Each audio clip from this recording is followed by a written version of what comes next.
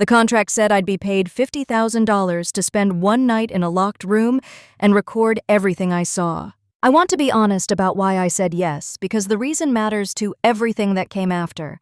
I was not curious. I was not brave. I was $11,000 behind on a second mortgage and 6 weeks from losing the equipment van that kept my surveying work alive. When you are that far underwater, $50,000 is not an opportunity. It is oxygen. Aldous Vrain's assistant had called on a Thursday. The offer was simple. One night inside a sealed containment space on a property Vrain owned outside Elgin, Illinois. I would bring a camera, a voice recorder, and my own notepads. I would document whatever I observed and hand over the recordings at 8 the following morning.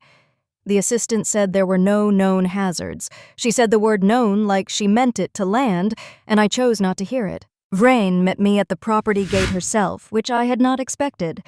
The property was a former agricultural research station. Low brick buildings arranged in a U around a central yard, everything padlocked, the grass coming up through the gravel in long, pale runners. She was perhaps 50, slim, wearing a gray wool coat that was too fine for the setting. She had a precise way of moving, not hurried, not slow, just deliberate, as if she had calculated every step in advance and saw no reason to revise. She shook my hand. Her palm was cool. She walked me through the outer buildings without commentary, pointing to each one briefly, and then stopped at a steel door set into the northern wall of the central structure. She handed me a key on a plain ring. She said, "The room is climate-controlled. There is a cot, there are working lights." She said, "Record what you see, in whatever order you see it." Then she stepped back toward her vehicle and told me she would return at 8. I pushed the door open at 9:17 p.m. The room was maybe 30 feet by 20, not large, not small. Cinder block walls, painted cream at some point, the paint now yellowed and lifting at the seams. Fluorescent tubes overhead, functioning, casting that particular flat institutional light that makes everything look slightly unreal. There was a folding cot against one wall with a sleeping bag on it, a folding table with a lamp I didn't need, and a small chemical toilet behind a privacy screen in the corner. The air was cool and had a faint mineral smell, like a basement after rain.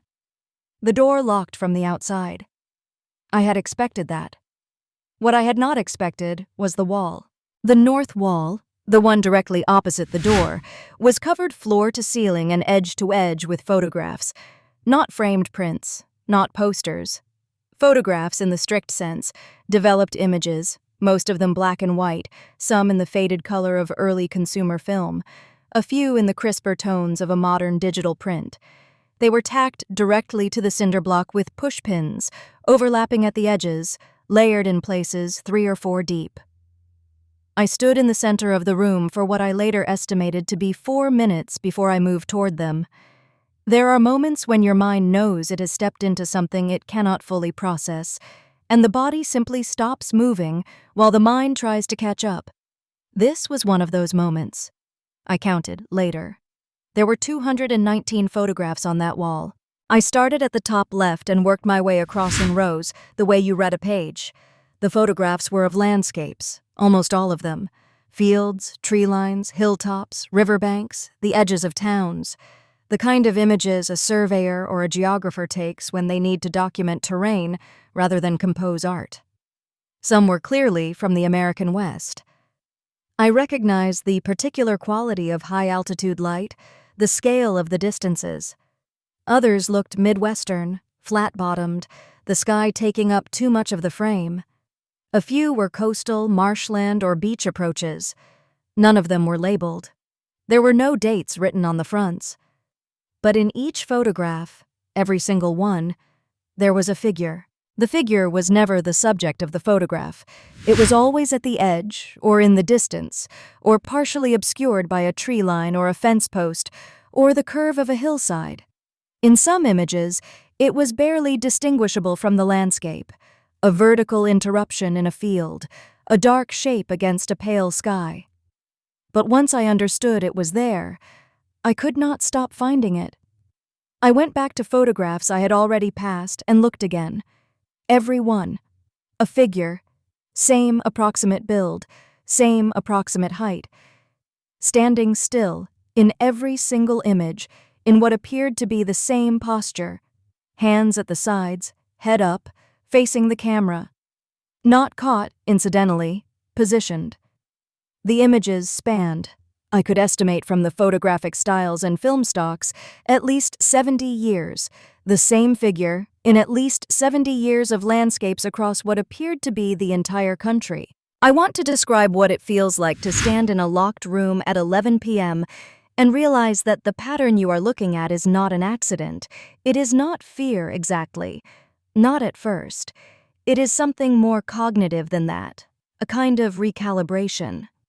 Your brain has been running on a set of assumptions about how the world is organized, and those assumptions have just been invalidated, and there is a gap between the old model and whatever the new model needs to be, and in that gap, there is nothing.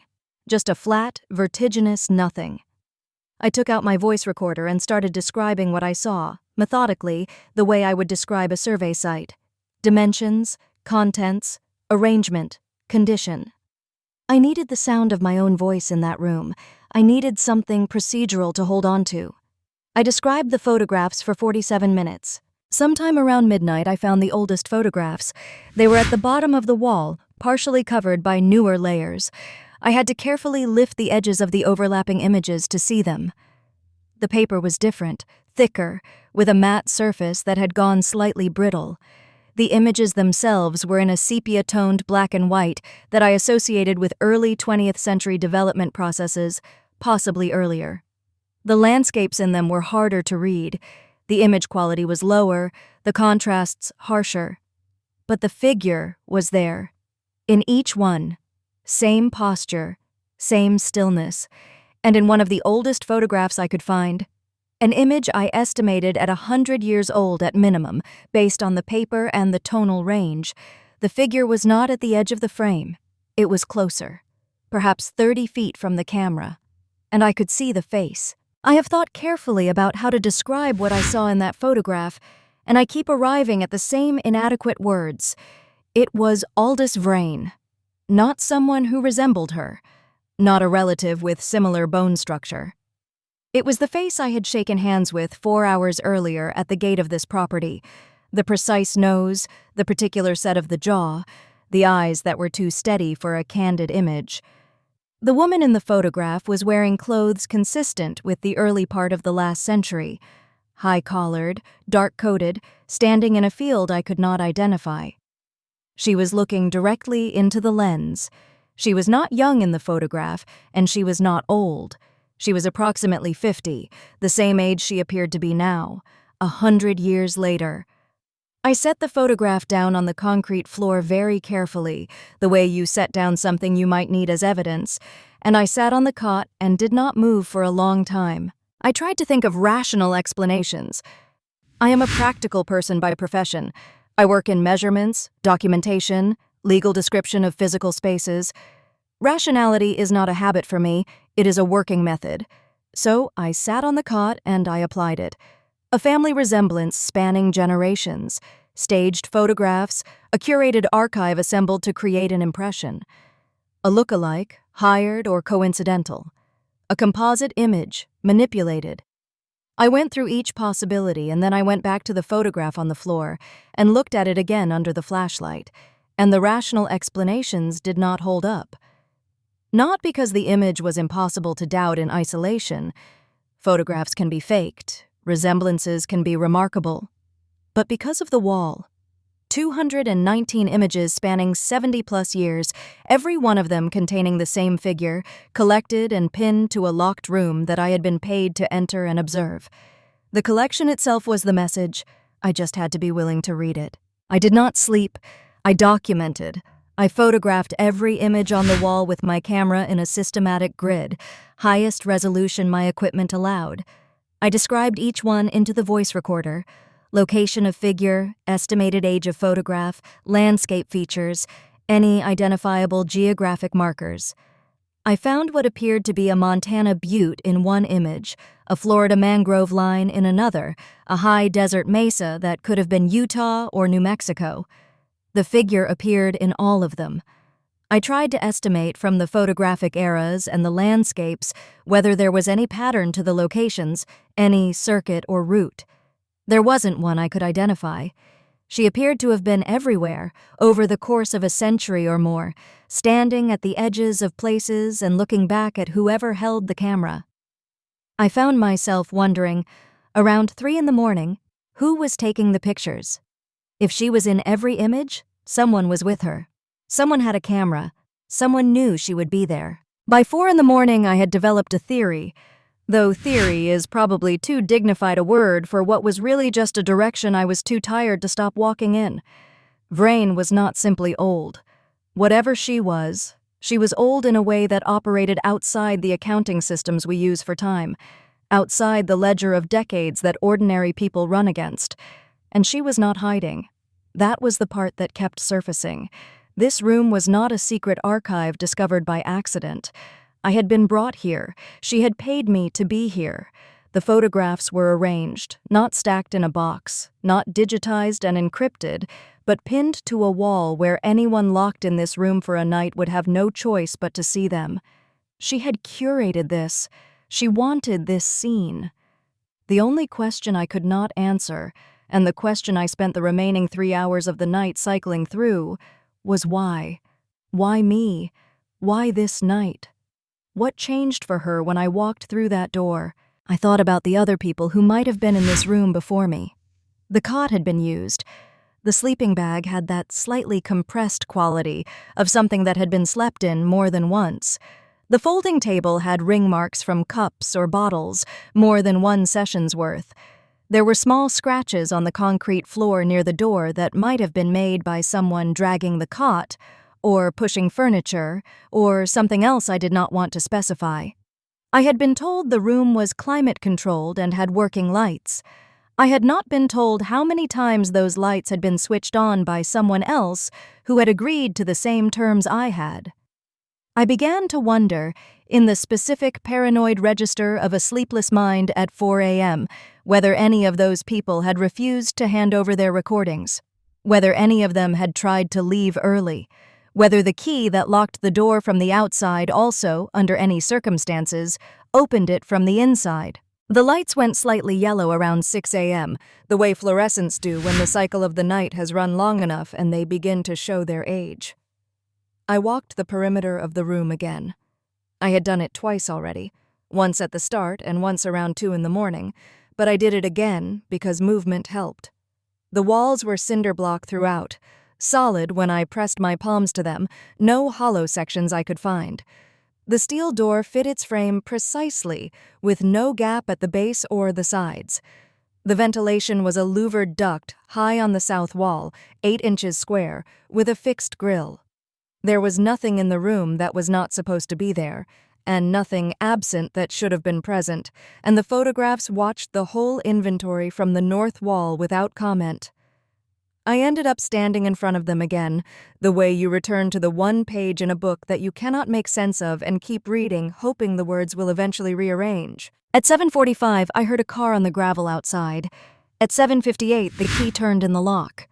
Aldous Vrain opened the door and stepped inside with the same unhurried precision she had shown at the gate the previous evening. She was wearing different clothes, a charcoal coat instead of gray, but she looked exactly the same, not well rested versus tired, not weathered by an overnight wind. The same. As if no time had passed for her. She looked at the room, the camera on the table, the notepads stacked, the voice recorder with its indicator light still on. And then she looked at me, and I understood immediately that she could read exactly how the night had gone. She did not ask if I had slept. She said, "Did you find what I left for you?" Not a question, a formality, the way you ask someone if they received a letter you know arrived. I told her I had documented everything I saw. I told her I had photographs and recordings and written notes. I said it the way you say something that you mean to sound neutral, but that comes out sounding like a disclosure. Like you are informing someone of a legal position. She nodded as if this were the expected answer, and then she picked up the photograph I had set on the floor the previous night, the oldest one, the one I had identified as her, and she held it for a moment without looking at it, the way you hold something familiar, and then she set it back on the floor exactly where it had been. She said, "You're thorough."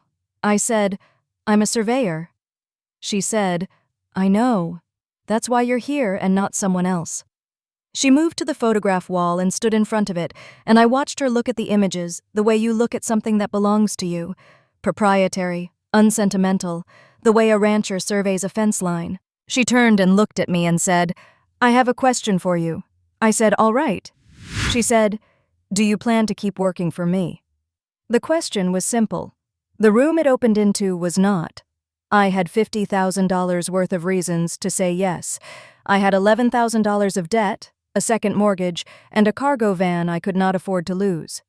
And I had spent the night in a locked room with 219 photographs of a woman who had been standing in landscapes across America for a century or more without aging a day, and I had her on tape, and in my camera, and in 3 notepads in my handwriting, and I was about to hand all of that to her and walk out of a room I could not have opened from the inside. The rational thing was to say yes. The honest thing was that saying no longer felt like an option I was actually being offered. I said yes. She nodded once, as if confirming an order. She opened a leather folio she had brought with her and removed a transfer confirmation. The $50,000 had already moved to my account. She said, "The next job is in 3 weeks. She said, "There is a structure in eastern Kentucky I need assessed and documented." She said it the way you announce a schedule, not the way you offer employment. She handed me a card with an address and a date, and she said, "Same terms. Document what you see. Hand over the recordings." She did not say, "And do not tell anyone." She did not need to. The room said it. The photographs said it. The fact that I was standing in a locked room at 8 a.m., having just spent the night alone with evidence I was now willingly surrendering, said it for her. I put the card in my jacket pocket. I picked up my camera bag and my notepads and my voice recorder. I walked out through the steel door into the gray Illinois morning, and she pulled it closed behind me, and I heard the key turn. I drove back towards the city on the same road I had come in on, and the morning was ordinary, in the way mornings are after nights that are not. The same gas stations, the same flat Illinois fields going gray under the same overcast sky. I stopped at a drive-thru and ordered coffee I could not taste, and I sat in the parking lot for 20 minutes before I got back on the highway. I thought about the card in my pocket. I thought about Eastern Kentucky. What would be in that room? What would be on those walls? What she needed me to see and then hand back to her? I thought about the other people who might have received the same card with the same address and the same date. The other surveyors, or assessors, or whatever she called the rest of them. The other people who had slept in that room or not slept in that room and then walked out into a gray morning and put a card in their pocket and driven away on a flat road toward a city that did not know any of this was happening. There is a particular kind of debt that is not financial. I had known the financial kind well enough. The number on the second mortgage, the van payment, the figure in the account that was always less than the figure it needed to be. Those debts had a logic to them. They could be paid. The number went down, the pressure eased, the math eventually worked. What I was carrying out of that compound was a different category of obligation. The photographs I had documented and then handed back, the recordings of my own voice describing what I saw, describing her face in that century-old image, describing the figure standing in the margins of 219 landscapes, all of it now in her leather folio. None of it in my possession.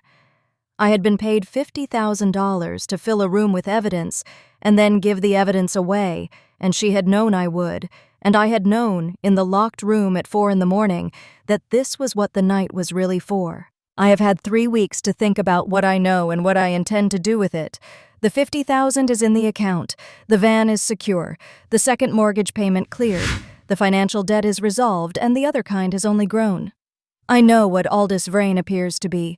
I know that she has been documenting something across this country for at least a century, standing at the margins of landscapes and looking back at whoever is holding the camera. I know that she collects people who document carefully, who observe without flinching, who hand over what they find. I know that somewhere in eastern Kentucky there is a structure she needs assessed, and that she has already decided I am the person who will go inside it.